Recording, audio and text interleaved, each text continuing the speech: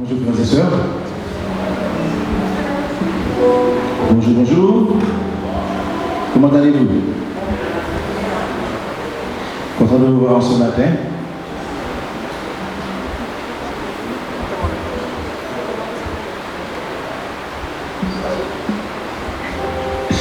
Pour commencer notre école du sabbat, notre programme, je voudrais vous inviter à vous mettre debout et nous allons entonner ensemble les paroles du chant.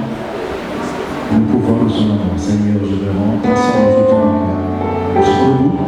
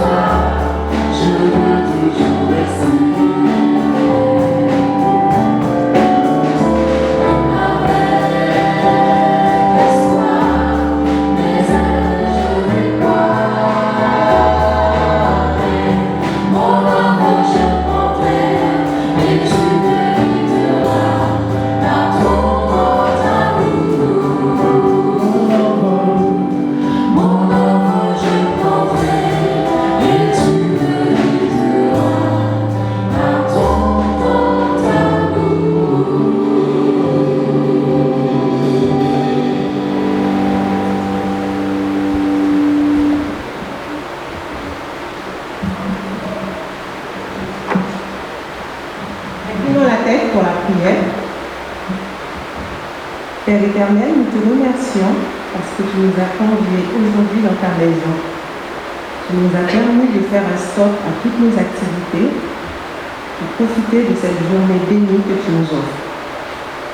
Seigneur, merci pour toutes les personnes qui sont présentes ici, parce qu'elles sont venues t'adorer, te louer, t'ouvrir leur cœur.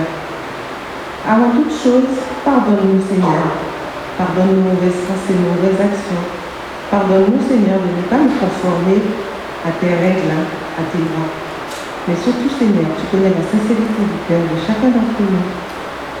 Ouvre notre esprit, ouvre notre cœur à ta parole, à te louer d'un cœur sincère.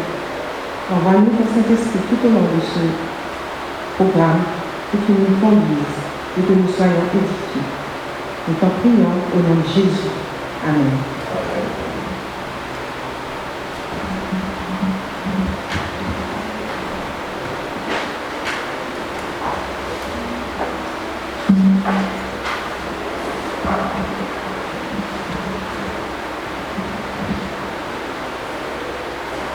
Mon cœur est un jardin. Mon cœur est un magnifique jardin. Il a des roses. Chacune d'elles est exceptionnelle. Dans le jardin de mon cœur, on trouve la rose rouge. La rose du respect, du courage, mais surtout de l'amour. Il y a aussi la rose rose, tout aussi magnifique. La rose de la beauté, de la tendresse, mais aussi de l'amour. La rose blanche, quant à elle, est la rose de la distinction, de la pureté, de la finesse, de la sincérité des sentiments. Mais elle aussi est encore la rose de l'amour. Et voilà ma rose jaune.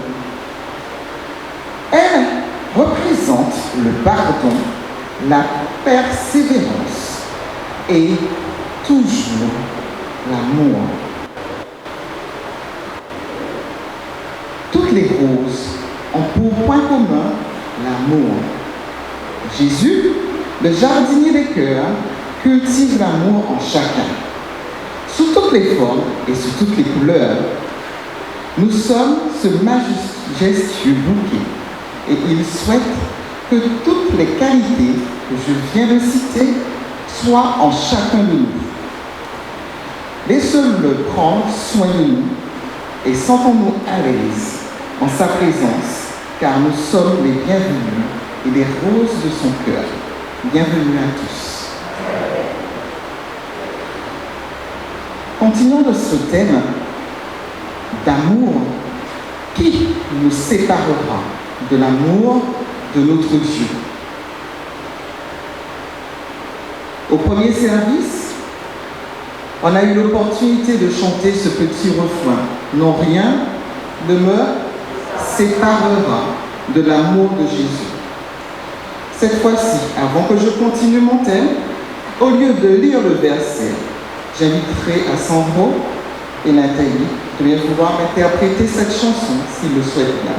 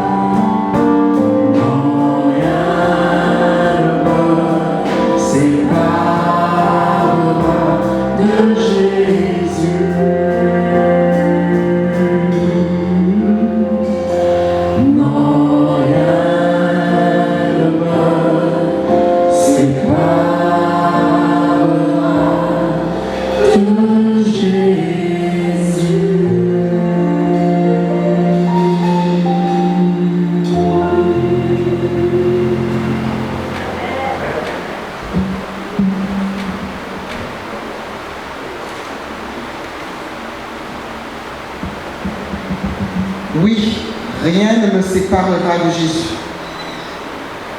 Rien n'est capable, ni l'angoisse, ni la détresse, ni la persécution, ni la faim, ni le péril, ni l'épée. Rien ne me séparera de Jésus. Il nous parle même de victoire. La victoire en Christ. La victoire que Christ a déjà pour moi, pour toi. Rien ne me séparera de Jésus. Dieu est un abri et un appui, un secours bien présent dans la détresse. C'est pourquoi nous n'avons pas peur. En Dieu, nous pouvons sortir victorieux des moments de détresse et d'affliction. Son amour est toujours là. Il s'engage à tout faire pour nous donner la victoire. L'ennemi veut nous condamner et nous séparer de Dieu. Mais il n'existe aucune puissance hostile capable de rompre ce lien d'amour.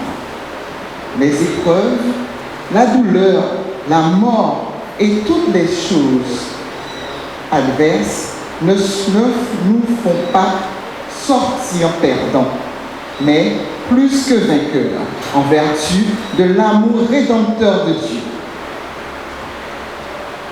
Mais souvenons-nous de cette promesse. Rien ne nous séparera de l'amour de Dieu. Êtes-vous certain? Êtes-vous certain de cela? Alors répétez-le avec moi. Rien ne pourra nous séparer de l'amour de Dieu. En ce qui concerne Dieu, il ne va jamais cesser de nous aimer. Voici la réconfortante vérité. L'amour de Dieu est éternel. L'amour du Christ est sécurité. En Jésus-Christ, nous avons la victoire. Chélie va nous dire avec quelques mots ce qui est pour elle l'amour de Dieu.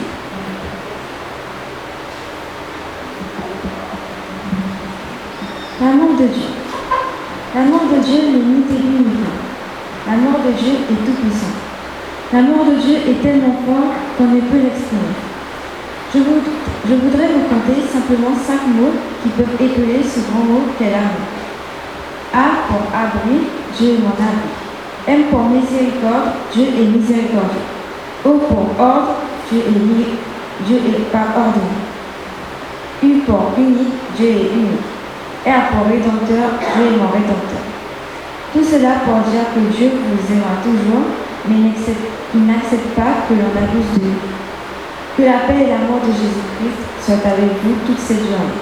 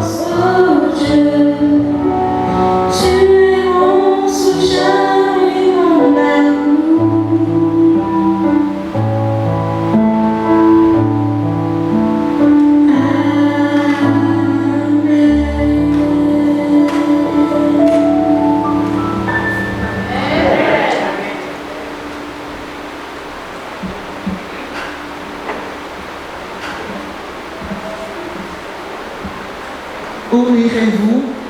Vers Dieu, qui vous aimera toujours, ce même Dieu. Arriverez-vous le laisser tomber? Non, tenez ferme dans l'amour et dans la foi jusqu'au bout. Claude continuera à vous exhorter au travers de la leçon.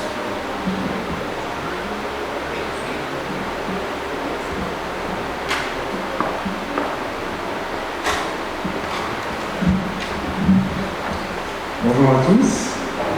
On va arriver effectivement le moment d'échange, de partage. Donc on va essayer de faire ça de façon interactive. On n'a pas beaucoup de temps, mais ce serait bien que nous puissions échanger autour du thème de l'alliance perpétuelle. Donc ça fait déjà plusieurs semaines qu'on parle de l'alliance passée entre Dieu et l'homme. La semaine dernière, on a vu une alliance qui avait passé avec Noé. Cette semaine, on est dans un thème intéressant qui est l'alliance avec Abraham. Donc, je vous invite à incliner la tête pour qu'on puisse faire une pause de prière. Merci, notre Père qui est Dieu, nous te remercions infiniment pour cette semaine que tu nous as permis de passer. Merci car tu nous permets d'être ici en ce saint jour pour nous retrouver ensemble, communier en ta présence. Aide-nous, Seigneur, à pouvoir tirer les enseignements indispensables pour notre cheminement, notre épanouissement spirituel. Hâte le pas de ceux qui ne sont pas encore arrivés et inspire-moi de ton esprit ainsi que chacun d'entre nous afin de pouvoir voir les éléments essentiels que tu as pour nous ce matin. Nous t'avons prié au nom de Jésus. Amen.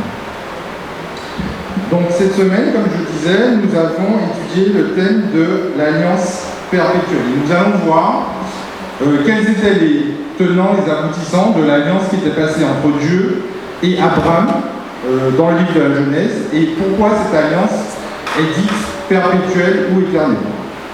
Alors avant de commencer, même si ça fait déjà plusieurs semaines qu'on parle de l'alliance, j'aimerais qu'on discute un peu de ce qu'est une alliance, quels sont les éléments constitutifs d'une alliance, de quoi s'agit-il exactement quand on parle d'alliance. Un engagement, d'accord, de qui? De deux parties, souvent deux parties, et un engagement qui consiste à quoi?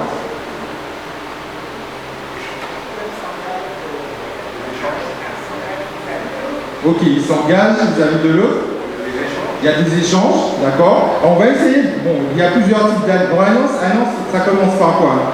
Dans le mot déjà. Il y a alliance, allié, d'accord. Donc il y a une entente. D'accord, il y a une entente entre deux parties, effectivement. Il y a un échange pour établir cette alliance-là. Maintenant, on va essayer de voir quels sont les. Il y a plusieurs éléments en fonction des alliances qu'on fait. On va dire une alliance, un contrat, un pacte. Quels sont les éléments indispensable qu'on retrouve dans toutes les alliances? Il y a trois éléments. On a parlé d'engagement, ça fait partie d'un élément. Il y a deux autres éléments. Qu'est-ce qui caractérise une alliance? La signature, oui, c'est vrai, c'est un autre élément, c'est pas ceux-là que j'attendais. Parmi les premiers, une alliance, confiance, alors c'est quelque chose d'important aussi, on va en parler. Ça sert à quoi l'alliance? Il faut qu'il y ait un objectif, il y a une finalité. D'accord? Quand vous signez un contrat avec une personne, avec une boîte, avec votre patron, un contrat de mariage, il y a un objectif. D'accord? La nature de l'alliance, premièrement. Deuxièmement, il y a les engagements. Alors, les objectifs de l'alliance sont partagés et définis avec les échanges entre les deux parties. Après, il y a les engagements de chacun des parties. Et chaque partie aura des engagements. Moi, je m'engage à faire ci. On peut parler d'obligation aussi. Et puis, il y a un troisième élément. Échéance, ça fait partie des éléments, mais il est encore plus important. La finalité, la durée, alors tout ça, non, c'est pas ça, mais quelque chose, vraiment, si vous faites un contrat, vous ne pouvez pas faire un contrat s'il n'y a pas cet élément-là. Vous avez des obligations, des engagements, et puis il y a quoi d'autre? Il y a un objet. Quand vous faites un contrat de travail, si on vous donne, on vous dit, bon ben voilà, vous allez faire tel travail, vous signez tout ça, et vous savez tout ça, vous va? Il y a un salaire, d'accord, il y a un bénéfice.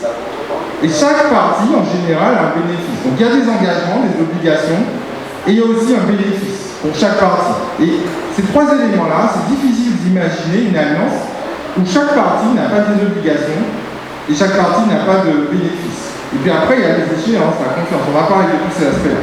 Mais n'empêche qu'on va essayer de comprendre quelle est la nature de l'alliance qui est passée entre Dieu et Abraham, quels sont les obligations, les engagements de chacun des deux parties, et puis quels sont les bénéfices également de quelle est la rémunération, j'ai envie de dire, qui va avec l'alliance. Alors, l'alliance se fait entre Dieu et Abraham en 3 phases. D'accord? On a l'impression qu'on rappelle l'alliance, en tout cas on l'intensifie, on l'ajuste en fonction de 3 passages qui ont fait l'objet de l'étude de cette semaine. Le premier passage, je vous invite à prendre vos Bibles avec moi, se trouve dans Genèse 12, versets 1 à 2.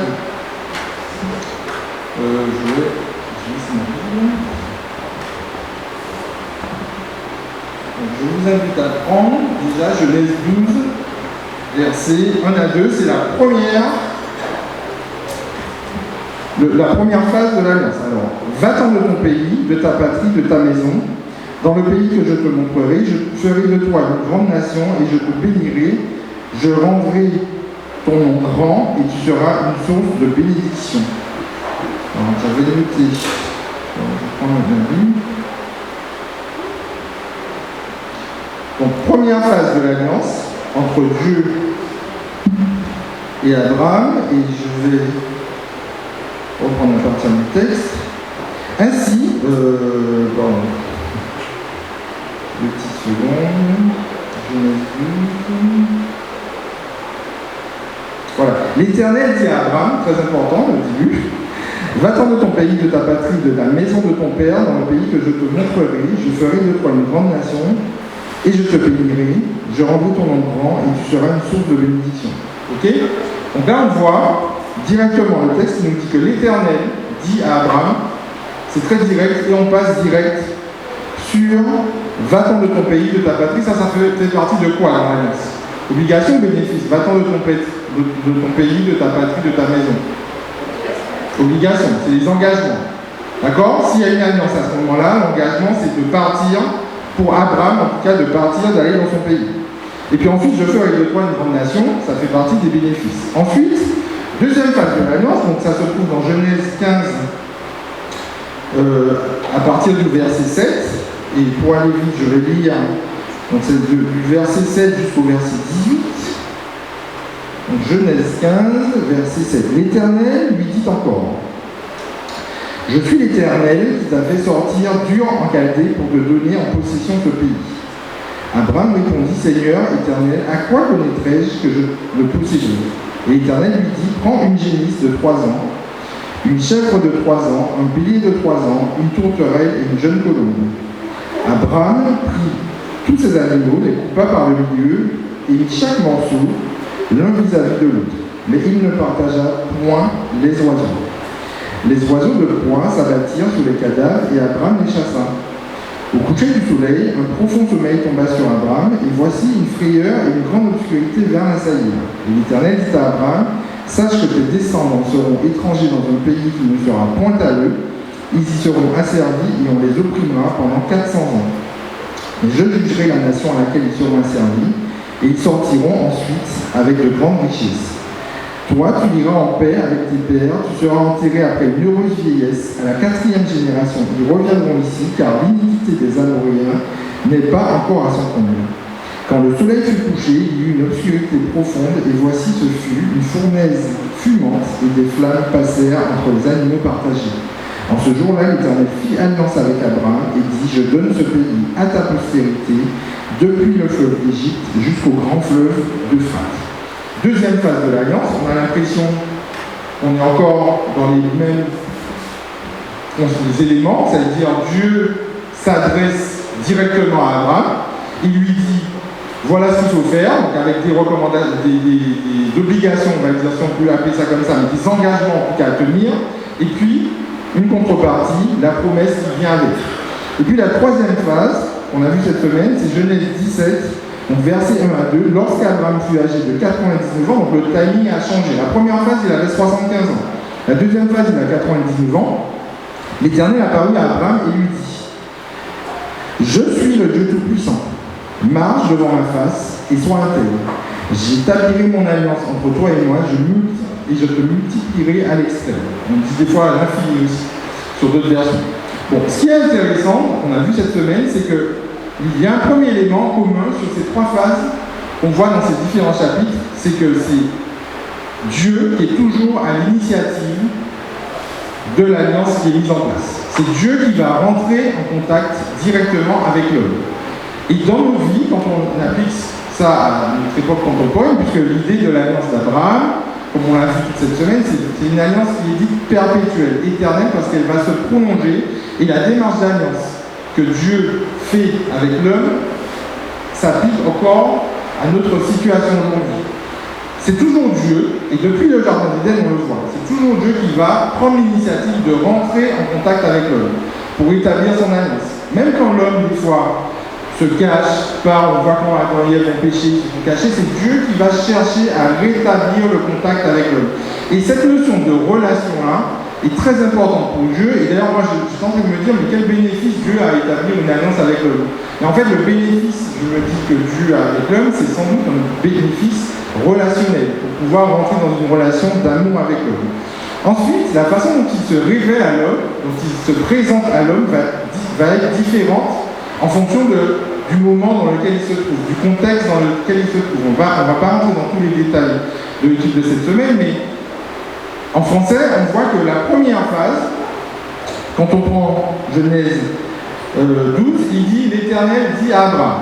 C'est rapide, simple, efficace. Après, il dit l'Éternel dit à Abraham, mais il dit « je suis celui qui t'ai fait sortir d'Ur en Chaldée ». Donc là, il va rajouter un élément quand il va déjà faire son introduction à Abraham, quand il va s'adresser à Abraham, pour rappeler un contexte dans lequel il se trouve, que depuis la première phase de l'alliance, il s'est déjà passé quelque chose. C'est moi qui t'ai fait sortir d'Ur en Chaldée. Et puis ensuite, à la troisième phase, il y a un élément où il va dire « je suis le Dieu Tout-Puissant ». Et là, dans le texte hébraïque, donc, il y a plusieurs termes qui sont utilisés. Tantôt c'est Yahvé, tantôt c'est El Shaddai pour la toute-puissance. Quand il dit Yahvé, je suis celui qui suit, etc. Il y a plusieurs aspects du caractère de Dieu qui sont transmis quand il va s'adresser à l'homme, pour pouvoir montrer que quand on instaure une alliance entre deux parties, il y a des éléments indispensables, et là je rejoins tous les autres éléments qui avaient été cités, qui doivent peser dans la balance. D'accord ? Tout à l'heure, quelqu'un a évoqué la confiance. Pourquoi il faut de la confiance pour faire une alliance ? Je ne sais pas qui avait parlé de confiance. Il a dit qu'il faut absolument de la confiance pour qu'il y ait une alliance entre deux parties. Pourquoi est-ce important qu'il y ait de la confiance ? À votre avis ? Je me laisse pas tout seul. Alors pourquoi est-ce qu'il faut si par exemple, prenons l'exemple de... Quel exemple vous avez d'alliance ? Prenons l'exemple de mariage. Allez, c'est un bon exemple. Le mariage, c'est l'alliance. Assez facile. Est-ce que vous pensez que c'est indispensable qu'il y ait de la confiance pour que deux personnes décident de se marier ? Pourquoi il faut de la...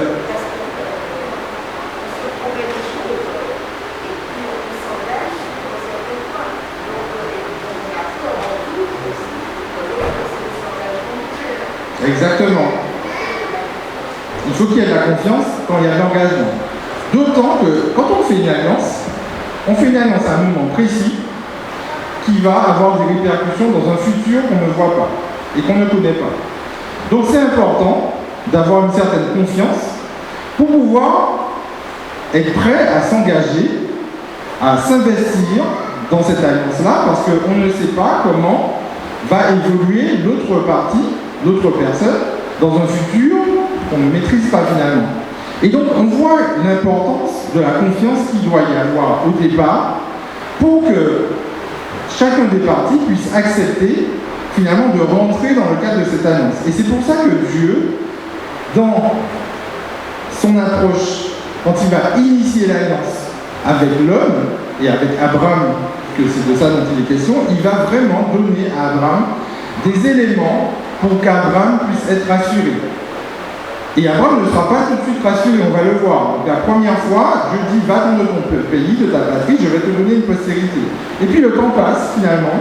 Abraham qui avait 75 ans, je crois que Sarah avait 10 à 15 ans de moins qu'Abraham. Donc avant, les hommes étaient certainement un peu mieux constitués que maintenant, mais il y avait une horloge biologique quand même. Et donc à 99 ans, Abraham se dit, mais attends, tu m'as promis une postérité, là on commence à vieillir, il y a un petit problème, quoi, parce que là ça va être compliqué que j'ai une postérité si déjà j'ai pas d'enfant. Et donc Dieu va à ce moment-là commencer à rentrer dans une discussion avec Abraham pour lui expliquer que c'est lui le Dieu tout-puissant et qu'il a un plan de postérité, d'amour pour lui.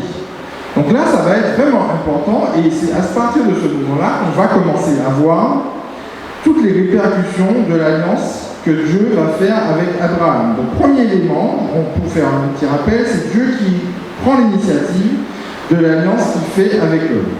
Deuxième élément, la confiance, c'est un prérequis pour pouvoir établir cette alliance-là. Et puis à un moment donné,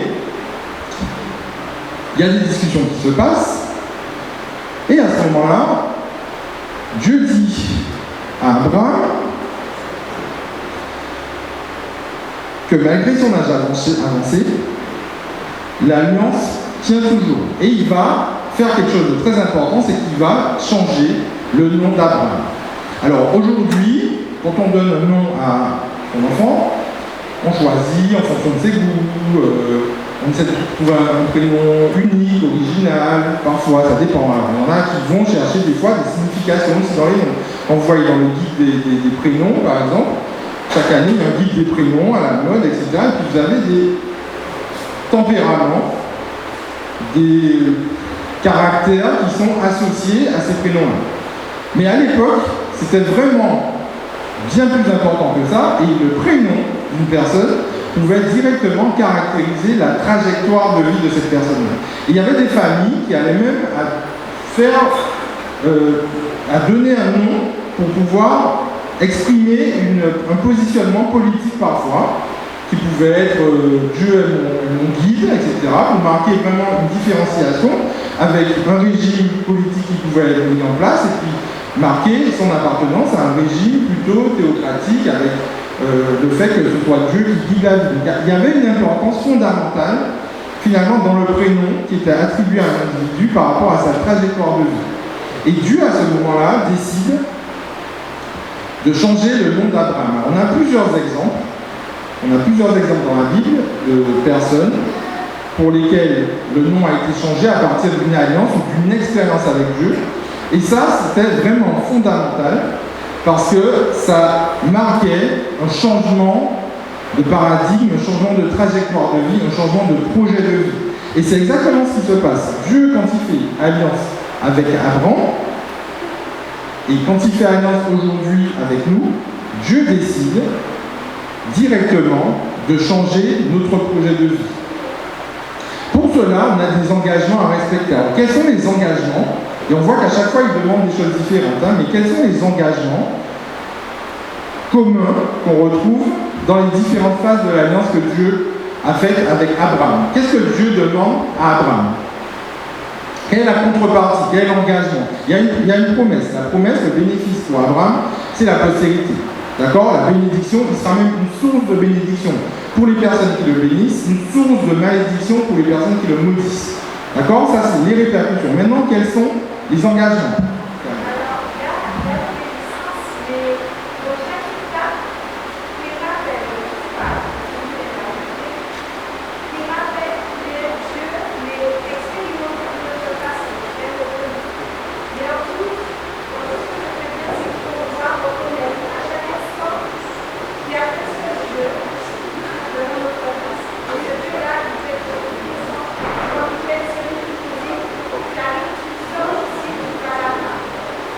Exactement. Dieu demande à Abraham d'être dans une relation d'intégrité, de soumission et d'obéissance. Et Abraham, à ce moment-là, ne sait pas exactement quelles sont les phases qu'il va devoir vivre à travers cette alliance pour arriver à l'issue finale. On voit que le peuple a mis finalement 400 ans pour arriver à la terre promise.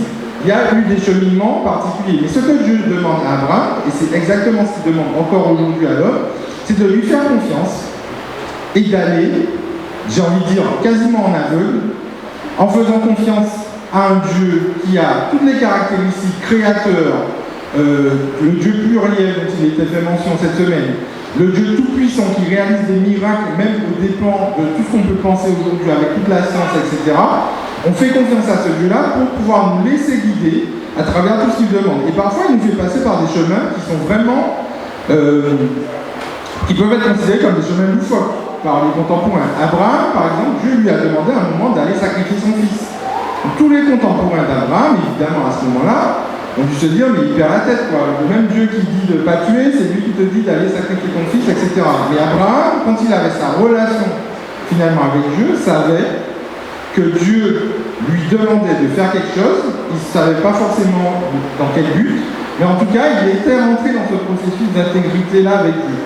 Et ça ne peut être fait que dans une relation de confiance que l'on a. Et ça, c'est très difficile aujourd'hui. Même dans les alliances les plus fortes qu'on peut faire aujourd'hui, on a parfois des difficultés à faire confiance. Tout à l'heure, on a discuté de ça au premier service. Moi, j'ai été surpris, je parle de mon expérience personnelle, par exemple, dans les mariages, quand on se marie, on fait un projet d'alliance qui est au départ censé être pour la vie. De plus en plus, souvent, maintenant, on fait des contrats de mariage. Je ne dis pas qu'il faut faire un contrat, qu'il ne faut pas faire de contrat, c'est pas mon propos. Mais j'ai été quand même un peu mal à l'aise de comprendre qu'en fait, le contrat, on est dans une phase où on fait une alliance, c'est-à-dire où deux parties s'entendent pour pouvoir faire un projet de vie ensemble, mais on est en train de prévoir quand même des petites garanties si ça ne se passe pas bien. D'accord ? Donc je ne suis pas en train de critiquer les personnes qui font des contrats, de dire qu'il ne faut pas faire, c'est pas ce que je dis. Mais je dis qu'aujourd'hui, c'est très difficile de partir tête baissée sans prendre en compte les différents risques auxquels on s'expose quand on fait une alliance. Et quand on fait une alliance avec un autre parti, on prend des risques, forcément. L'alliance que Dieu propose à l'homme, c'est une alliance forcément qui a des risques également. Abraham ne savait pas forcément à quel risque il s'engageait quand il acceptait. Et Abraham a dû discuter avec Dieu dans sa relation pour savoir, mais est-ce que c'est bien ça? Est-ce que tu es sûr qu'à cet âge-là, etc. Il arrive, Sarah arrive aussi. Mais Abraham, au fur et à mesure de son cheminement, demandait à Dieu ses réponses, avançait, cheminait avec Dieu pour pouvoir aller de l'avant. Et c'est vraiment ce à quoi on est appelé dans notre relation avec Dieu. L'objectif de l'alliance, qui est une alliance perpétuelle, parce qu'elle commence, on le fait ici déjà, c'est une alliance perpétuelle qui doit se prolonger dans l'éternité pour hériter de la vie éternelle, c'est une alliance qui pousse l'homme à rentrer dans le processus d'amour que Dieu a pour lui, avec un objectif qui est relationnel. Pour Dieu, il a envie qu'on rentre dans son plan d'amour pour nous. Maintenant, ce plan-là, il va impliquer qu'on accepte de faire confiance à Dieu pour prendre le risque de passer parfois par des chemins qu'on n'aurait pas souhaité, qui sont difficiles parfois, mais qui vont nous amener à l'issue éternelle que Dieu a pour nous, l'issue de la vie éternelle. Et ce processus d'amélioration, de sanctification, va être un processus qui va être pour certains très long, très douloureux, pour d'autres on n'aura pas l'impression, mais chaque personne aura sa relation personnelle avec Dieu, et chaque personne devra rentrer pour rentrer dans ce processus d'alliance-là, dans une relation à la fois de confiance, de lâcher prise, pour laisser Dieu nous guider à travers son esprit dans toutes les situations de la vie. Et ça, c'est vraiment pas évident parce qu'on n'est pas du tout armé, équipé, habitué à se laisser aller dans ce genre d'alliance que Dieu propose. Le bénéfice de l'alliance que Dieu propose, c'est la relation d'amour qu'il nous offre avec une issue qui sera la vie éternelle, le salut. Donc, je vous invite à continuer à étudier l'alliance que Dieu fait, parce qu'en fait, on s'en rend compte, même avec Noé, c'était la même chose, le processus d'alliance que Dieu fait avec l'homme, on retrouve à peu près les mêmes critères. C'est toujours Dieu qui rentre en contact avec l'homme pour établir une relation d'amour, et il demande à l'homme, dans cette relation-là, de relâcher tout entre ses mains, de lui faire confiance, d'accepter les risques qui vont avec, parce que le bénéfice est plus important finalement que les risques qui seront encourus. Donc je vous remercie de votre attention. Malheureusement, on n'a pas beaucoup de temps pour discuter de tous les autres éléments, mais en tout cas, je vous invite à étudier vraiment ces leçons qui sont formidables et qui ont des répercussions aussi aujourd'hui dans notre relation que nous avons avec Dieu. Merci de votre attention et puis à samedi prochain.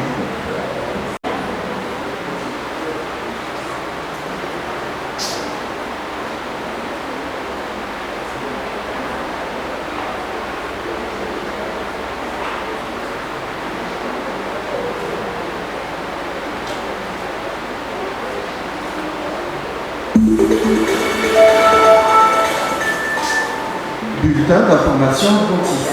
Annonce de la mission adventiste de la Guyane.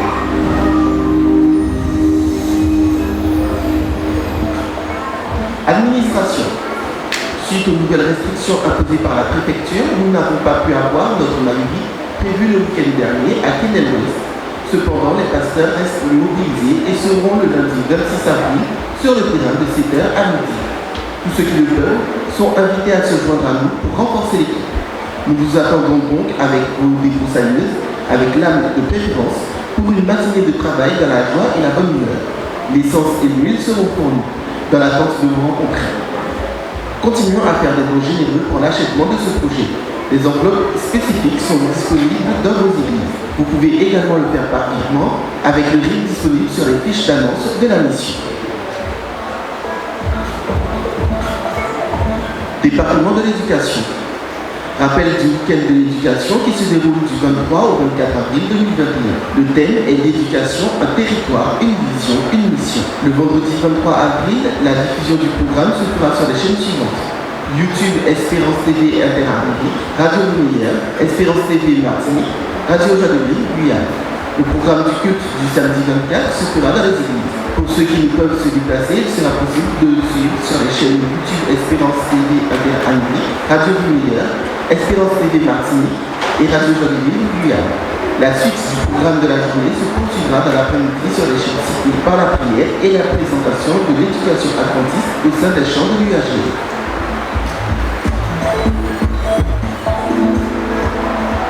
Délices de la vie. Nous portons à votre connaissance l'arrimage du livre Fortifie-toi et prends courage à la librairie Les Délices de la vie. École La Persévérance. L'école La Persévérance de Cayenne vous informe de la semaine d'emphase spirituelle qui se déroulera du 26 au 30 avril avec l'aumônier de l'école de Saint-Laurent, Florentin Katia. Le thème est Téléphone du ciel.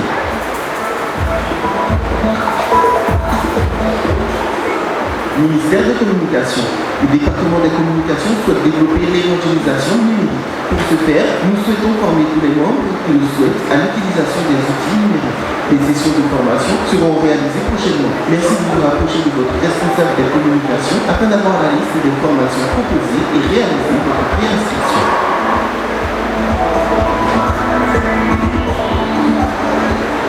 Ministère de la Famille. Le département famille et le club des seigneurs des Palmes d'Or organisent une réunion de formation à l'attention de tous les seigneurs des églises adventistes de la Guyane avec la directrice du futur centre intergénérationnel. Il est recommandé que chaque seigneur vienne accompagner d'un proche. Il est possible dès maintenant de demander un dossier d'inscription pour intégrer le centre ou recevoir des réponses à vos questions durant cette rencontre qui aura lieu le mercredi 28 avril à 9h30 à Eden Church. Ce sera tout pour les annonces de la mission adventiste de la Guyane. Nous voilà donc à la fin de notre bulletin d'information. Merci de nous avoir écoutés. La radio Jadeville vous souhaite un bon sabbat.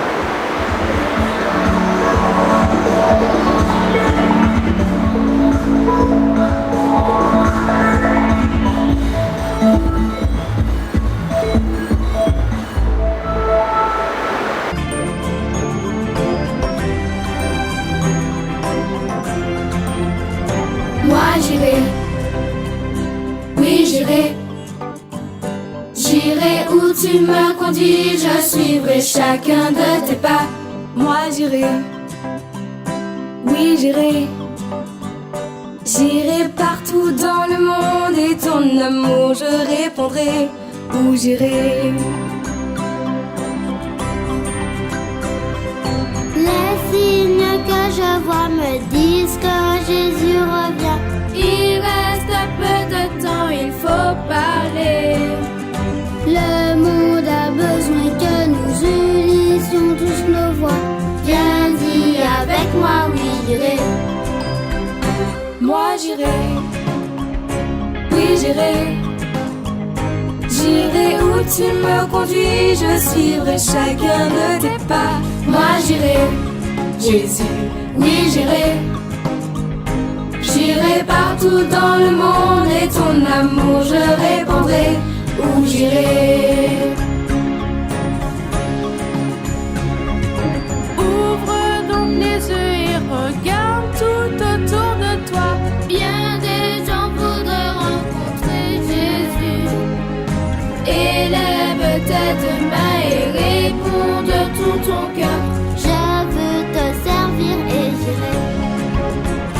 Moi j'irai, oui j'irai, j'irai où tu me conduis, je suivrai chacun de tes pas. Moi j'irai, oui j'irai, j'irai partout dans le monde et ton amour je répandrai. Où j'irai, j'irai où tu me conduis, oui mon Jésus, je te suivrai.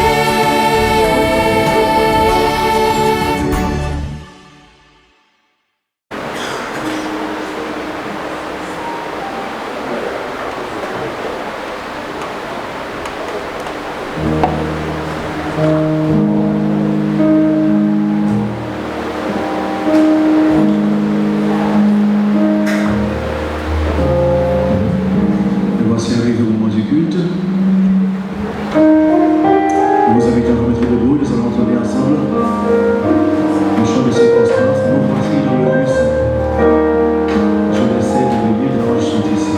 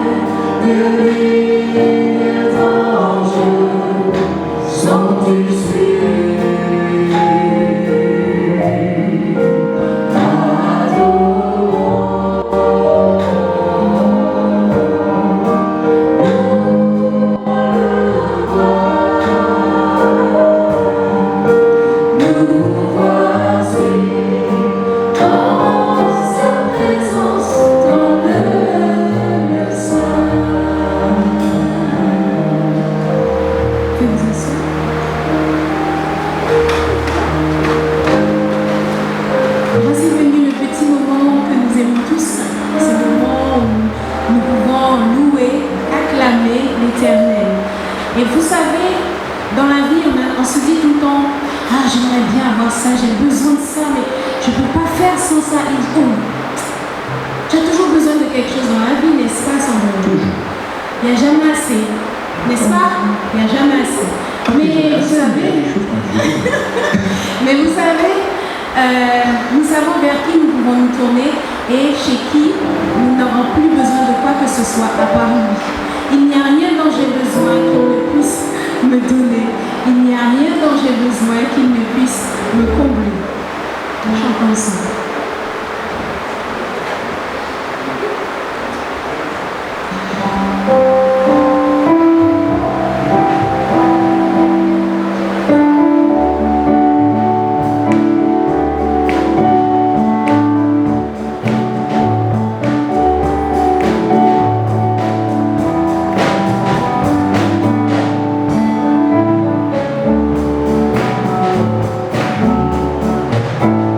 Il n'y a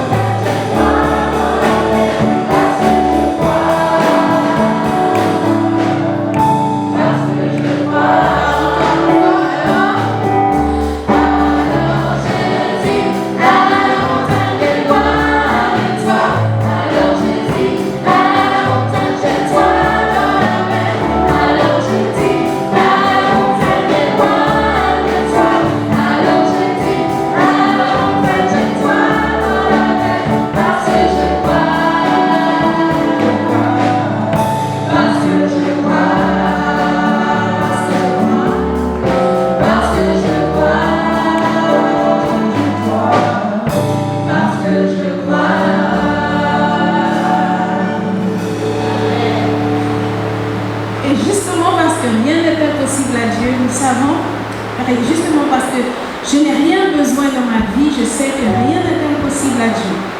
Je vous invite à entonner avec moi. Rien n'est impossible à Dieu. Il est le même, il ne change pas. Alors je vais commencer avec ceux qui sont à ma droite. Rien n'est impossible à Dieu. Vous êtes sûr? Alors dites-le moi fort. Rien n'est impossible à Dieu. Ah, encore plus fort. Rien n'est impossible à Dieu. Ici, rien n'est impossible à Dieu. Alors j'entends, nous commençons à droite.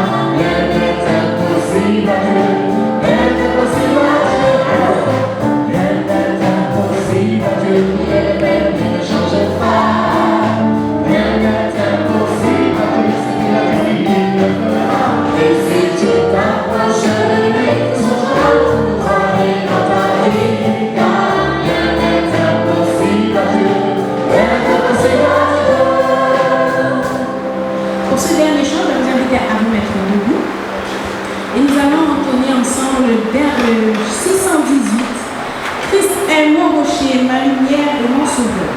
Je vais demander à Jonathan de bien vouloir me rejoindre sur la chair et je vais demander à Catherine de faire la voix d'un taux pour nous, s'il vous plaît.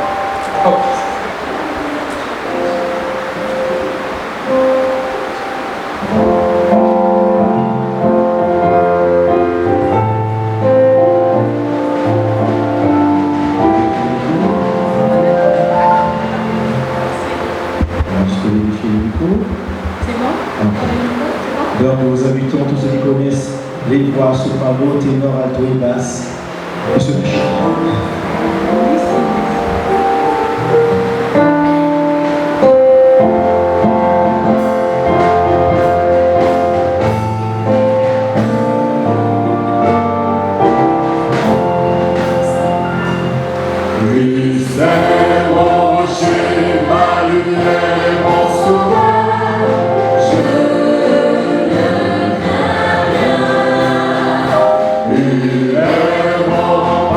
Il est mon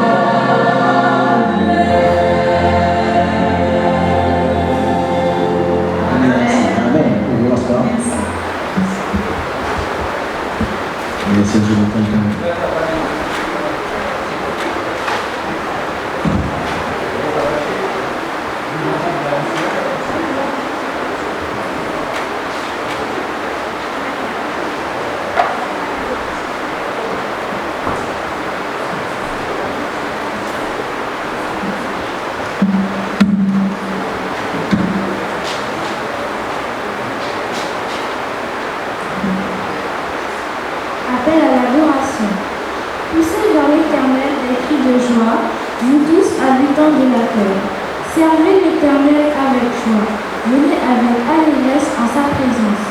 Sachez que l'Éternel est Dieu, c'est lui qui nous a fait et nous lui appartenons.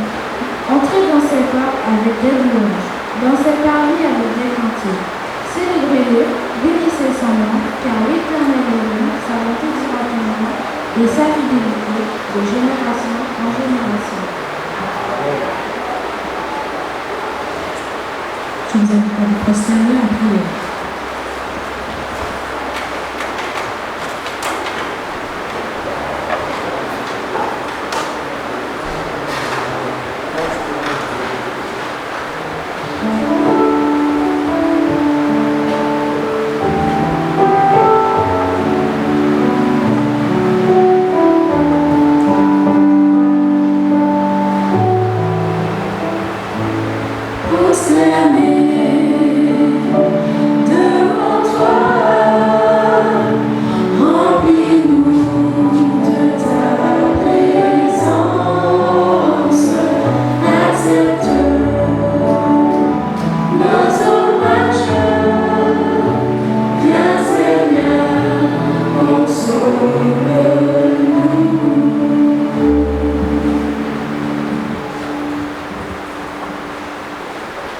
Éternel notre Dieu, notre Père, nous voici prosternés devant toi, Seigneur, et nous venons d'un cœur reconnaissant, reconnaître en toi le Dieu créateur, celui qui créa les cieux, la terre, la mer, tout ce qui s'y trouve.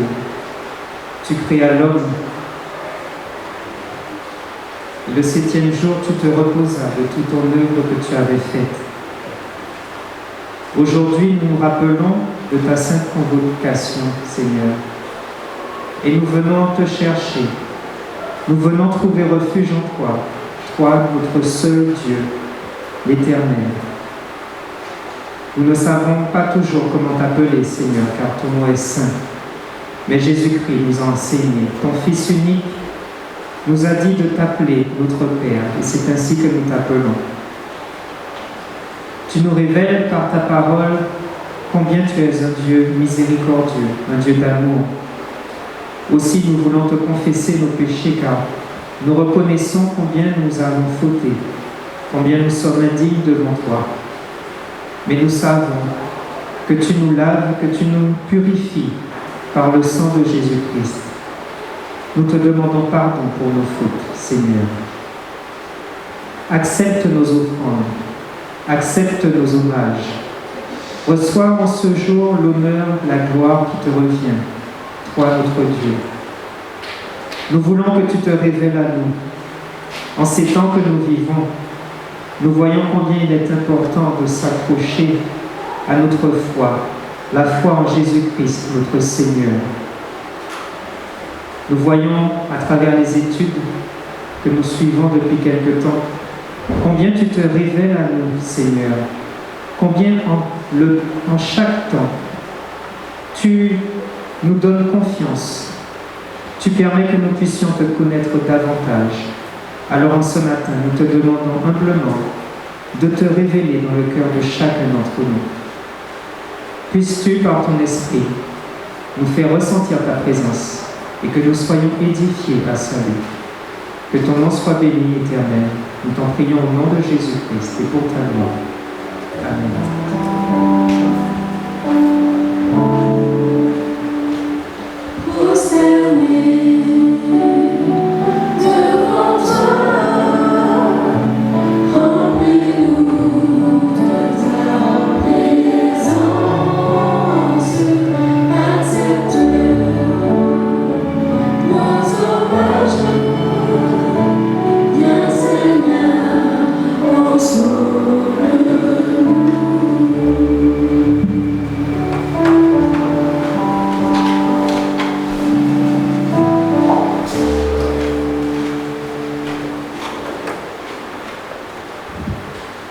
Service de fidélité.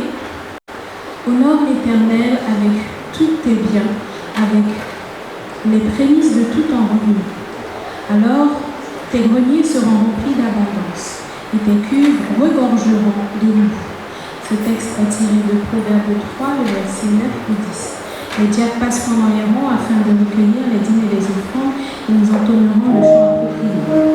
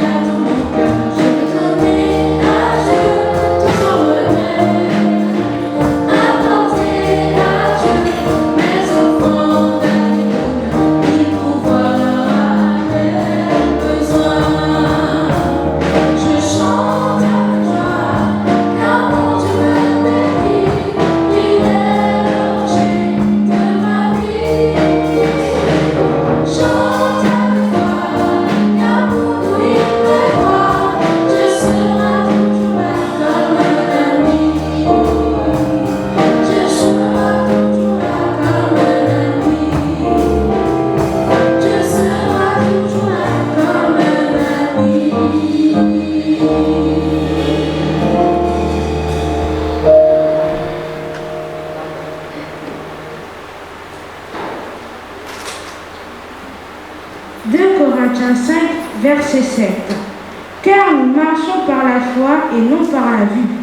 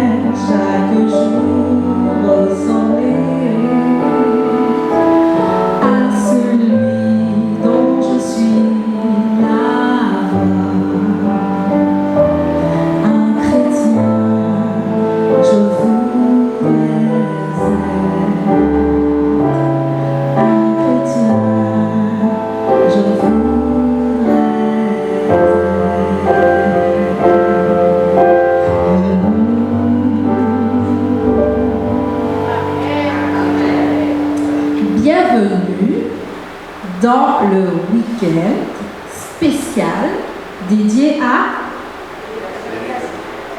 Vous n'écoutez pas les annonces. Dédié à l'éducation. Donc, ce week-end a débuté hier soir. Il y a des programmes en ligne.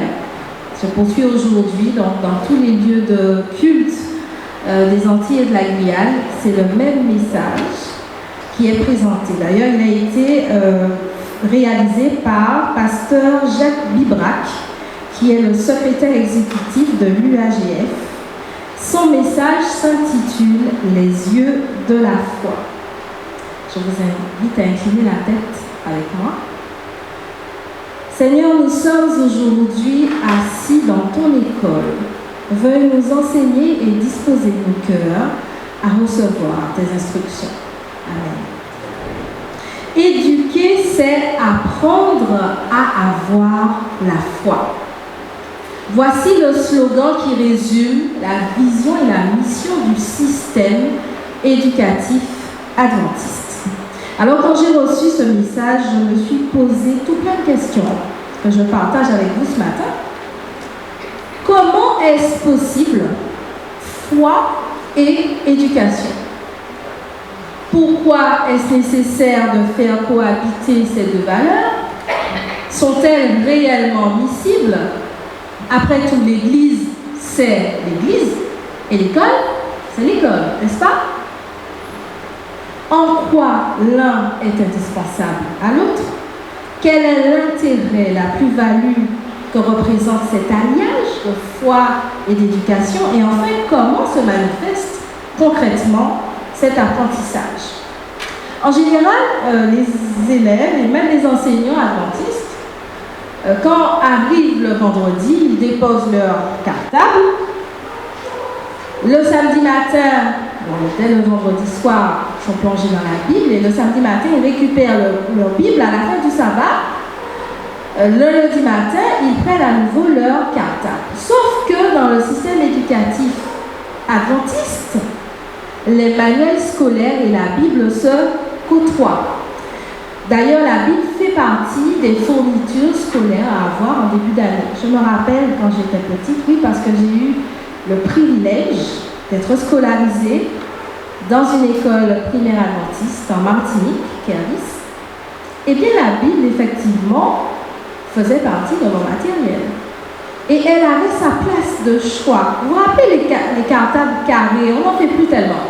Les cartables carrés avec les poches à l'avant, les grosses fermetures. Eh bien, ma Bible est rentrée pile poil dans la poche à l'avant. Et il me semble bien que ma mère faisait bien attention à chaque fois qu'il y a une place pour la Bible.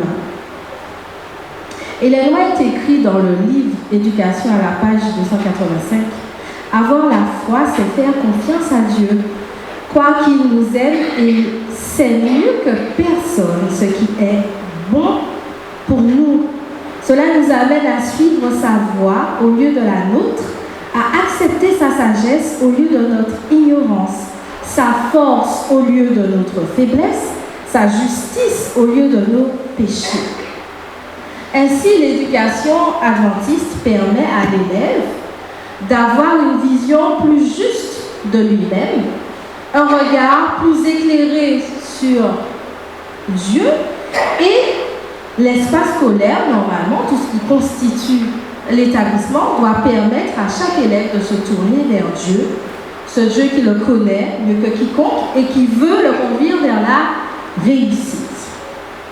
L'éducation adventiste emmène enseignants et élèves dans un dépassement de soi, pour qu'ils puissent se laisser conduire et voir plus loin que leurs yeux naturels. Et c'est à ce moment-là, c'est sur cette phrase-là, que j'ai commencé à cogiter. Oui, parce qu'il y a le message, et puis il y a soi. Quand on est porteur de message, il faut qu'on soit habité par ce message. Et je me suis dit, mais tiens, qu'est-ce qui pourrait me permettre de mieux comprendre cette histoire de vision par la foi dans le système éducatif? Parce que moi aussi, je suis enseignante, donc ça m'interpelle. Et puis, j'ai pensé à un objet courant qu'on a l'habitude d'utiliser pour ceux qui fréquentent les salles de projection de films sur grand écran. vous avez vu apparaître depuis quelques années cette fameuse projection en 3D qui nécessite des lunettes 3D pour 3 dimensions, en 3 dimensions. Alors ce système n'a rien de... on ne peut pas l'attribuer à la recherche humaine puisque le fonctionnement a été emprunté au fonctionnement au mécanisme de la vision. Alors vous savez que chaque œil voit la même chose mais de manière différente. Et puis ensuite le cerveau va adapter, va juxtaposer ces 2 images et va en faire quelque chose de beau, ce qu'on voit d'ailleurs. Et donc l'homme a repris ce procédé à l'inverse et a créé des images justement qui sont un peu décomposées et grâce aux lunettes, et puis ça a été renforcé aussi, grâce aux lunettes, on peut voir les choses en relief. On peut voir les choses en perspective. Et par analogie, on pourrait attribuer cette spécificité au système éducatif adventiste.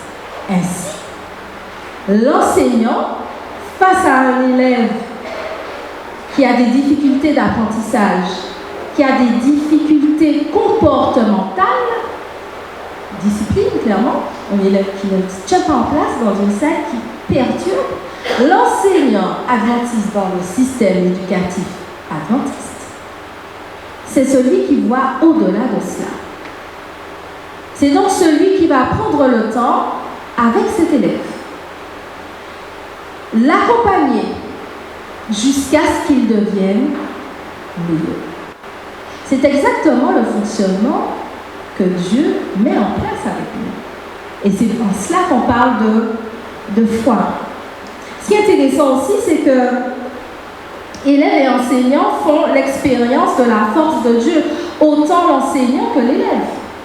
Parce que croyez-moi, il faut avoir une vision élargie, supérieure. Il faut s'élever pour considérer vraiment que l'élève turbulent, insupportable. Je vous dis ça, je revois. J'ai un élève en tête. Considérer que cet élève puisse être en mesure de changer et de donner, et finalement de laisser la place à Dieu, de laisser Dieu le transformer. Voici la plus-value du système éducatif adventiste. Ça a l'air intéressant, pas vrai? Est-ce que vous savez quelle est la première activité des élèves quand ils arrivent dans leur classe, dans le système éducatif adventiste? Le culte, le moment de méditation.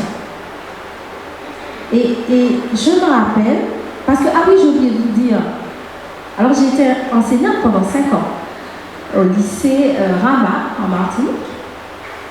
Et effectivement, le culte, c'est vraiment, je vous dis, avant de faire l'appel, c'est le culte.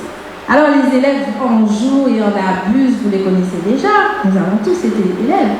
Quand j'avais prévu de faire une évaluation, c'était le jour où le culte durait le plus longtemps.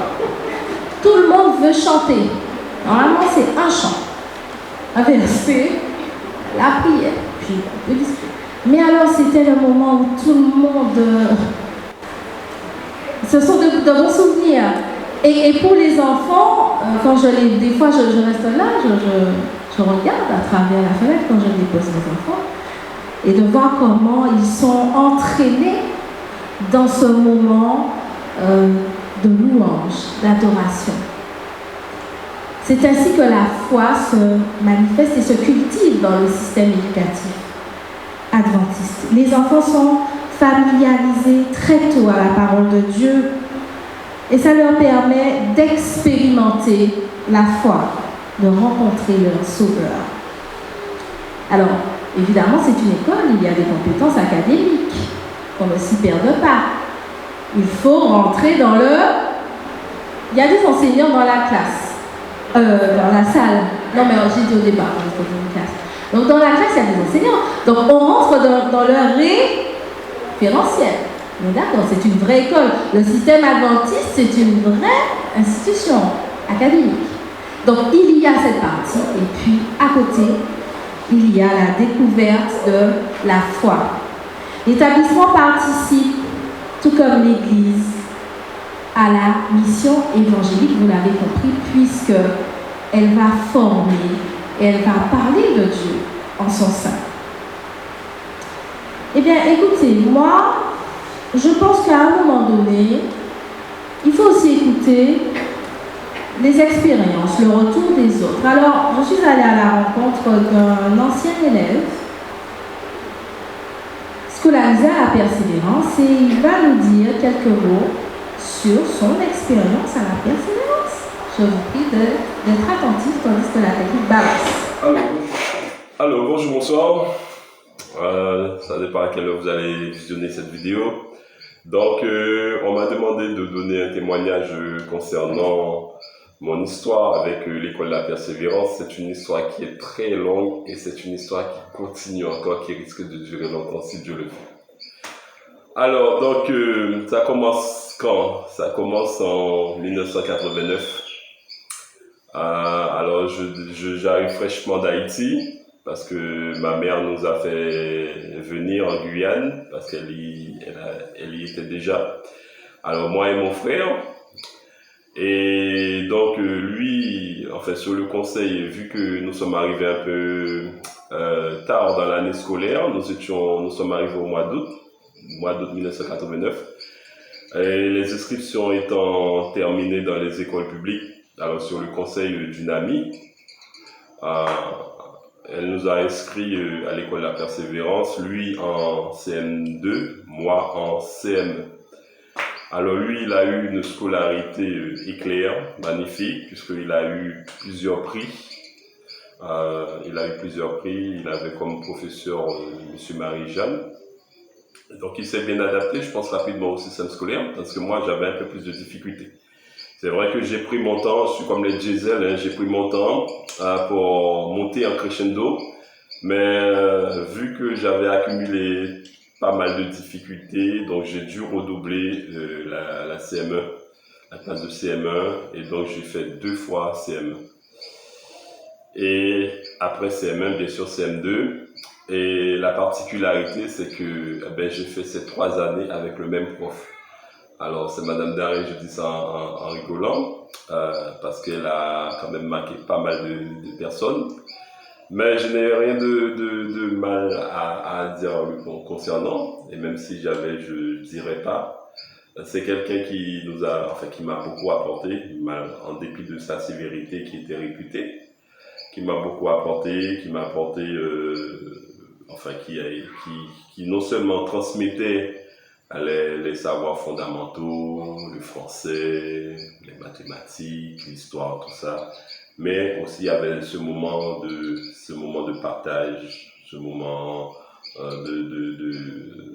comment on pourrait le qualifier, ces moments de méditation où on apprenait pas mal de versets, où on apprenait pas mal de maximes, et aussi on ouvrait la Bible, pour pouvoir comparer ce qui est dit et ce qui est fait. Et ce que je peut-être oublié de dire, mais je pense que c'est que j'avais déjà une base, j'allais déjà à l'église parce que ma mère étant évangéliste, donc c'est naturellement je la suivais, j'allais à l'église avec elle. Donc du coup, lorsque j'ai été confronté à cette autre vision des choses, donc on va dire que mon cœur a beaucoup balancé. Ça a balancé tellement que pendant un certain temps, j'allais à l'église le samedi et le dimanche. J'allais à l'église le samedi parce que c'était mon choix, parce que je crois que très jeune, j'ai compris que la parole de Dieu faisait autorité, et c'était pas ce que disait l'homme qui était important, mais c'est ce qui disait Dieu. Et tout ce que on disait, tout ce qu'on faisait à l'école, quand on ouvrait la Bible, c'était dans le but c'était écrit. En fait, c'était écrit, c'était pas quelque chose qui était inventé. Et c'est ce que j'ai apprécié, cette authenticité, cette sincérité de la parole et la manière de l'interpréter. Donc, scolarité relativement bien passée, puisque actuellement, il est enseignant, d'ailleurs un collègue qui est dans le public, mais qui a cheminé avec Dieu et qui est actuellement adventiste. Voilà, Amen. Mais c'est intéressant d'avoir des retours sur expérience d'anciens élèves qui peuvent témoigner et qui peuvent attester que leur rencontre avec Christ a été faite dans ces lieux, dans l'école adventiste. Alors, nous avons vu les enfants de côté, l'expérience de l'enfant, et les parents aussi, et surtout les parents non adventistes. Vous savez, quand j'étais à Rama, quand la période des inscriptions arrivait, les premiers à venir sur le site, ils n'appelaient pas. Ils se déplaçaient pour être certains qu'ils repartiraient avec l'inscription de leur enfant. C'était des personnes non adventistes qui avaient entendu du bien du lycée et qui voulaient à tout prix scolariser leur enfant. Il y a même une année, il y a un parent qui avait les moyens, qui avait affrété un bus. Vous vous rendez compte? Qui avait affrété un bus pour que son enfant puisse déjà aller à l'école, mais que les autres qui étaient dans le petit, c'était un quartier excentré qui n'était pas desservi, pour que son enfant et les autres puissent venir au lycée. Et je ne vous parle même pas des chiffres académiques. Vous savez que le lycée Rama détient des records en termes de mention très bien au baccalauréat. Ils sont félicités chaque année.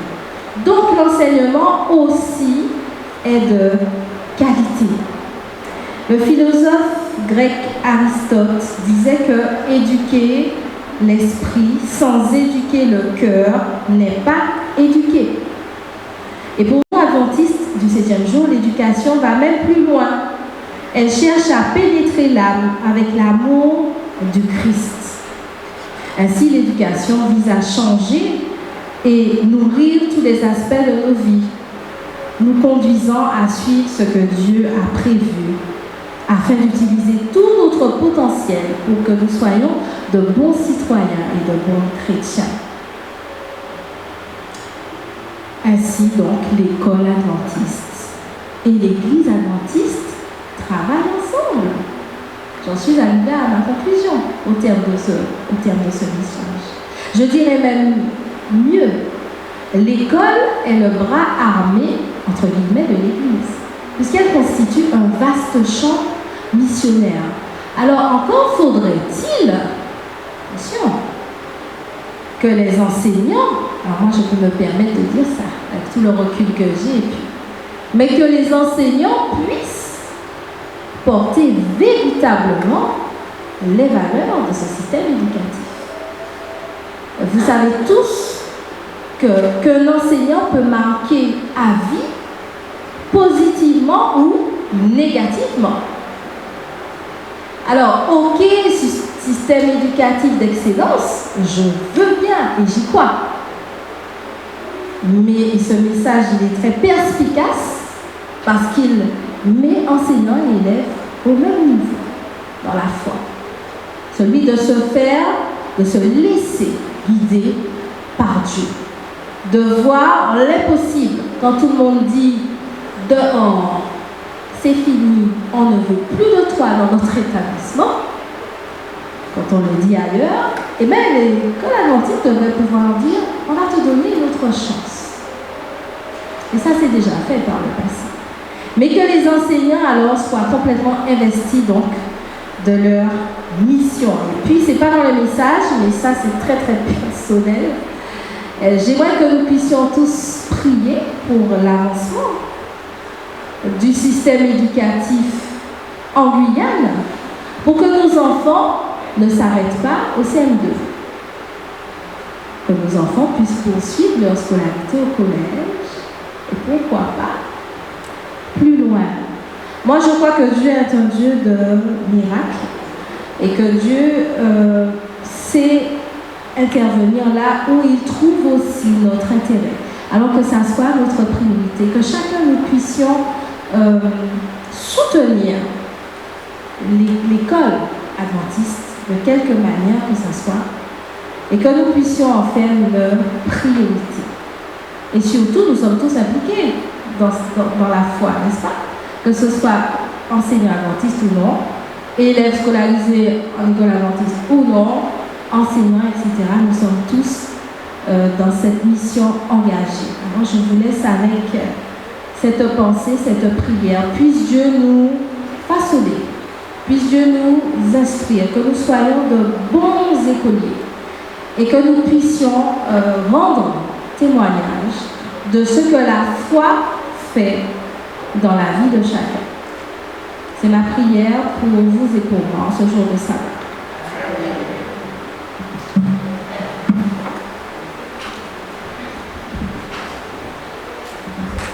Pour terminer, nous vous invitons à vous mettre debout et nous allons entonner ensemble, le numéro 534, Messager du grand roi.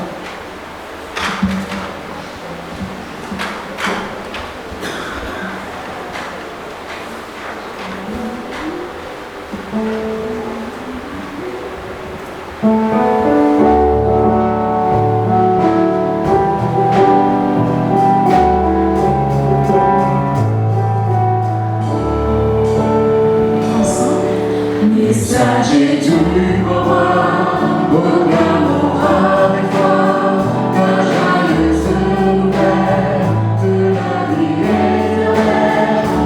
Annonçons aux pécheurs vers nous du Dieu sauveur, montrons la croix du Rédempteur.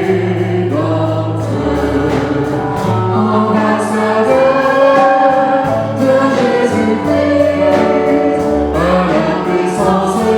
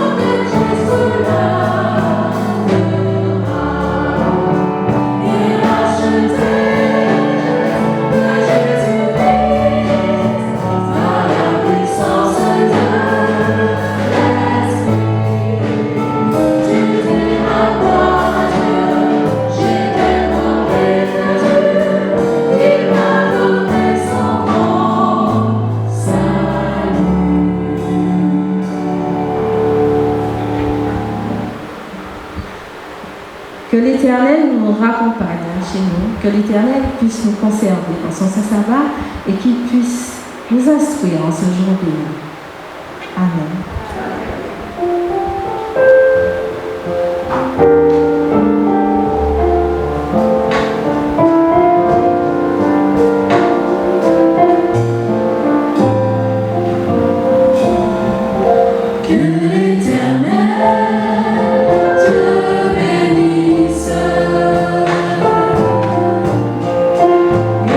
Protège, que l'Éternel te